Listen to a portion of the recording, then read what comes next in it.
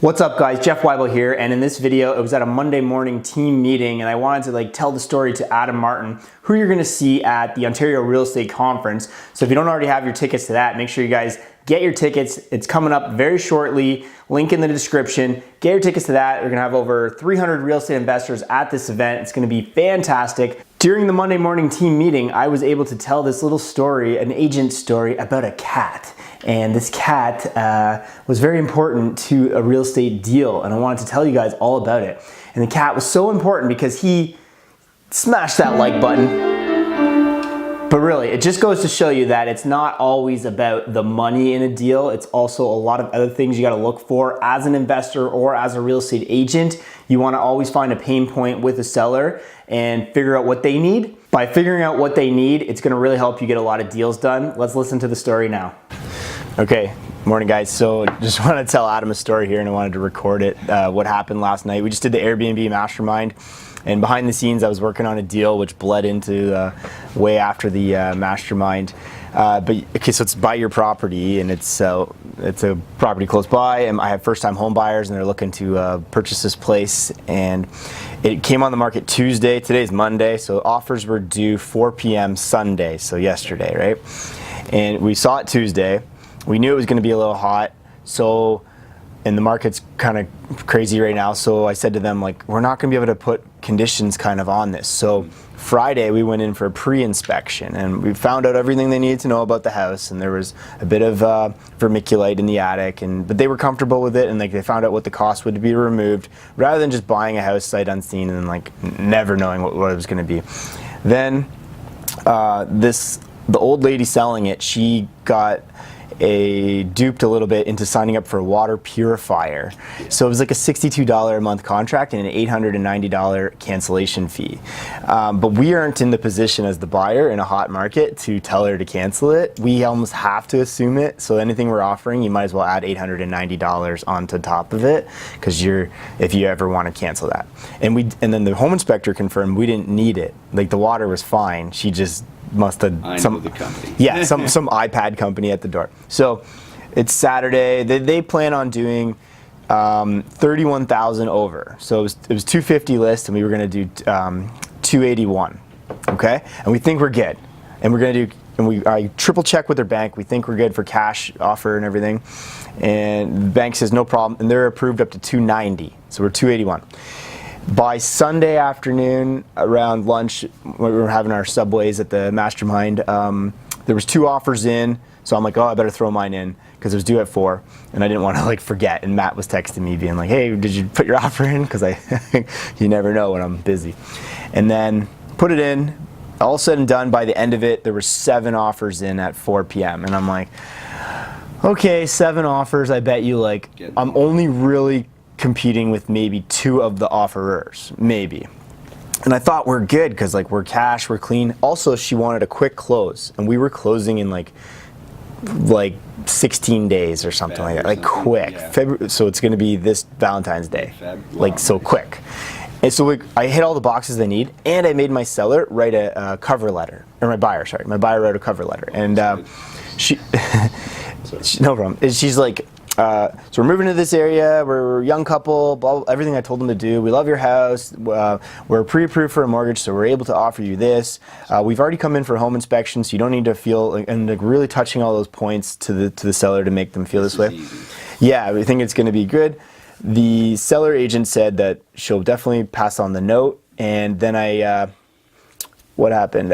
She said everybody can do, they said everybody can rechange their offers. Normally I don't, and I said, 281, we've done our best, right? But then my clients were they still kind of wanted it, so they popped up to 285.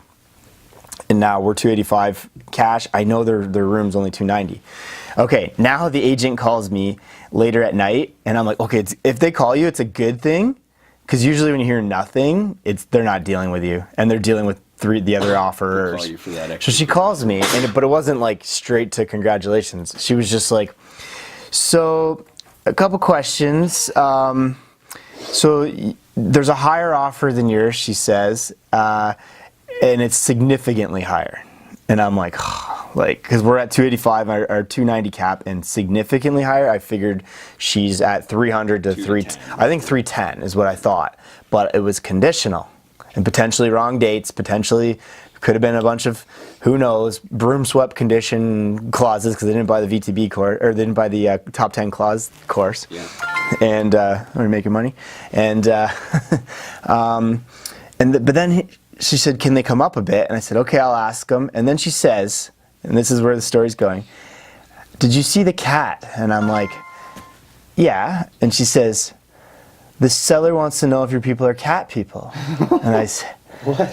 So right away in my head, I'm like, "Where's this?" Okay, and like Jeff, realtor, has to be like, "Okay, I'm listening." And then she's like, this lady loves the cat. She's moving to Florida. This is a neighborhood cat that occasionally strolls inside and outside, and is really concerned about the well-being and the welfare of the cat.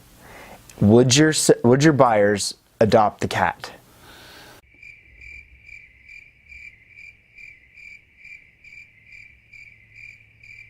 Oh man. And I'm like, without doing any personal beliefs of Jeff Weibel, being like, "What are you talking about?" Like, I was like, "Okay, I'll go find out," right? So I called them, and I'm like, I tell them the whole story of like, we are nowhere close to the other offer.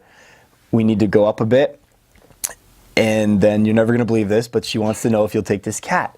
So from there, they're like, of course they're a little allergic to cats, and I'm like, we're getting you allergy meds, you know, like, I don't care. I'm like, we'll give it to Justin, we'll give it to one of our friends, we'll give it to you, you know, whatever, who live in the area. And then Shannon's all like, "You better take the cat." And I'm like, oh my God. Oh my God. So yeah, that's crazy. I call them, and they're like, "Okay, we'll take the cat." So I call back, and we said, "Okay, we can do 288, 750. They didn't want to go like right to 290, which was what their bank said. And we would love to care for the cat and take care of it. And then the agent says, "Okay, I'll call you back." And then you'll never believe it. So it's not always about the price. Yeah, keep the price. We got the freaking deal done for probably $20,000 less from a good cover letter and goodwill, and hitting all the pain points with the seller, and then obviously taking care of this cat. And I wanted to call the cat Lucky, but apparently the cat's name is Cat with a K. So they're gonna keep it now. They're like, we're gonna like love it. Like, and I'm like, that cat saved you 20 grand and got you a house. Yeah, you better love that thing. It's just like crazy story to put in some of our content right now. That's awesome. Man. That is awesome for you. It's a great Monday morning start. Cool. And that's a wrap. Yeah, that's a wrap. So what did you guys think of that story? I do have a real estate agent course that can help you guys out if you're ever looking to learn how to do deals like this and really think outside the box. Being a real estate agent, I've helped a lot of agents out in the past. But what do you guys think of this story? It's something really unique that happened to me. This seems to happen to me all the time. I'll have to tell you guys the story about how I negotiated Christmas Yoda and Darth Vader at one point too, which got a deal done. So like I said, it's not always about the money. So comment down below if you want to hear about Christmas Yoda and Darth Vader, and I will film that story as well. And really appreciate it, guys, and we'll see you guys at OREC. Bye.